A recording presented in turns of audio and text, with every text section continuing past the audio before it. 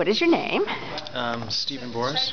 And tell me about your job. I'm the Executive Director of the Winnipeg Art Gallery, Canada's oldest civic art museum. Ah, and where are you from? Actually, I grew up in Winnipeg. Yeah? Oh, But, what school did you go to? I grew up in Garden City, went to Forest Park, Jefferson Junior High, and then Springfield Collegiate, then U of W for my undergraduate. And then where did you go? Then I went to University of Toronto, and then McGill, and then I headed to the National Gallery, and then south to the United States. And where did you work there? I worked in Cleveland at the Allen Art Museum, at Oberlin College, and then in Florida at the Ringling Museum and at Florida State University. So you've got a history of a lot of art galleries. Yeah. Which was the best, do you think? Outside of Winnipeg, of course.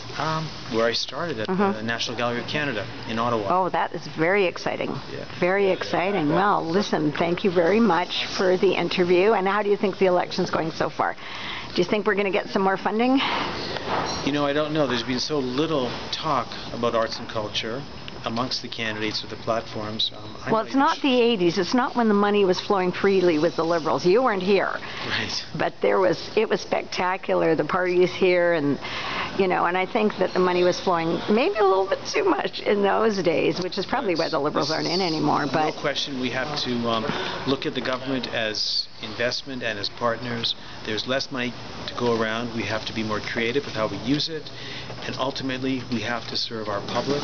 They're the ones supporting the art galleries, the art museums, the visual and performing arts, and we are accountable to them. Well, thank you very much. It's so nice meeting you. Natalie Pollock for Natalie Pollock News Channel on the internet.